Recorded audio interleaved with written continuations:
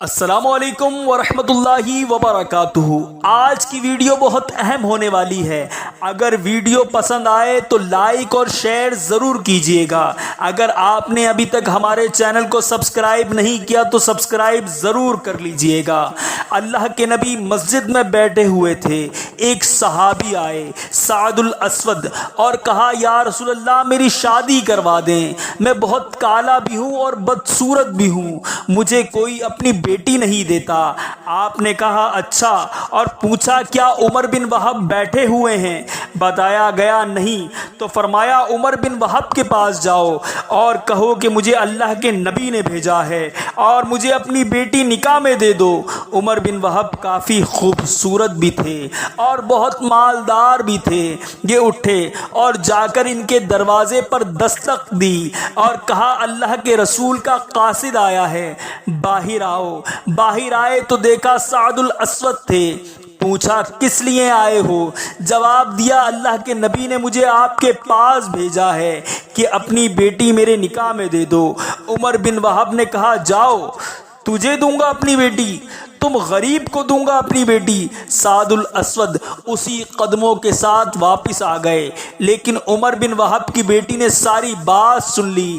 بیٹی نے عمر بن وہب سے کہا ابا جان، آپ نے میرے نبی کی بات کو ٹھکرایا ہے، جاؤ جا کر ہاں کر دو، کہیں ایسا نہ ہو کہ ہم تباہ و برباد ہو جائیں۔ آپ نے میری خاطر انکار کیا ہے، نہ کہ میری بیٹی گزارا کیسے کرے گی۔ آپ جا کر ہاں کر دے، میرے نبی کا حکم ہے، میں گزارا کر لوں گی۔ عمر بن وہب مجلس میں آئے تو سعد الاسود پہلے مجلس میں آئے بیٹھے تھے۔ اللہ کے نبی نے عمر بن وہب کو دیکھا تو کہا عمر بن وہب، آپ نے تو ہماری بات ہی ٹھکرا دی۔ کہا یا رسول اللہ میں نے نہیں ٹھکرائی، میں حاضر ہوں یا رسول اللہ، آپ میری بیٹی کا سعد الاسود کے ساتھ نکاح پڑھیں۔ 400 درہم حق مہر طے ہوا۔ آپ نے فرمایا سعد اپنی بیوی کو لے جاؤ۔ کہا یا رسول اللہ پیسے کہاں سے لاؤں؟ میرے پاس تو حق مہر ادا کرنے کے پیسے ہی نہیں۔ آپ نے فرمایا تم عبد الرحمن بن عوف کے پاس جاؤ اور ان سے کہو کہ اللہ کے نبی نے مجھے بھیجا ہے اور وہ تمہارا کام کر دیں گے۔ عبد الرحمن بن عوف وہ صحابی تھے جن کو دنیا ہی میں جنت کی بشارت دی گئی، اور وہ اتنے امیر تھے کہ ان کے بارے میں علماء کرام لکھتے ہیں اگر آج کے دور میں ہوتے تو اتنا پیسہ تھا ان کے پاس کہ پورا یورپ خرید سکتے تھے، لیکن ایماندار تاجر تھے اور اللہ کے نبی نے ان کو دنیا میں ہی جنت کی بشارت دے دی تھی۔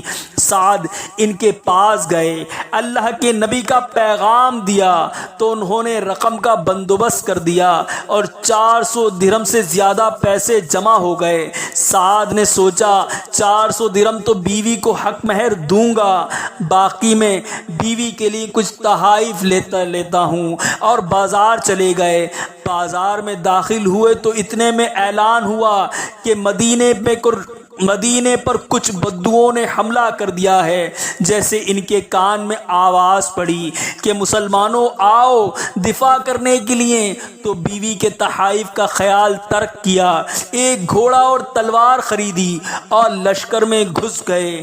لڑتے لڑتے ان کا گھوڑا زخمی ہو کر نیچے گرا اور بدوؤں نے ان پر حملہ کر دیا۔ تو اچانک دور سے اللہ کے نبی کی سعد پر نظر پڑی تو لپکے سعد تم یہاں کیا کر رہے ہو؟ تمہیں تو میں نے تمہاری بیوی کے پاس بھیجا تھا۔ تب تک سعد الاسود شہید ہو چکے تھے۔ اللہ کے نبی نے سعد کی طرف لپکے سعد کے سر کو اپنی جھولی مبارک میں رکھ لیا اور آپ کی آنکھوں سے آنسو نکل کے سعد کے چہرے پر پڑ رہے تھے۔ اللہ کے نبی پیار سے کہنے لگے سعد تو کتنا پیارا ہے، تو کتنا خوبصورت ہے، تو کتنا خوشبودار ہے۔ پھر آپ مسکرائے اور فرمایا رب کعبہ کی قسم، سعد حوض کوثر پر پہنچ گیا۔ ایک صحابی نے پوچھا یا رسول اللہ ابھی آپ رو رہے تھے اور پھر آپ اچانک مسکرا پڑے، یہ سمجھ نہیں آیا۔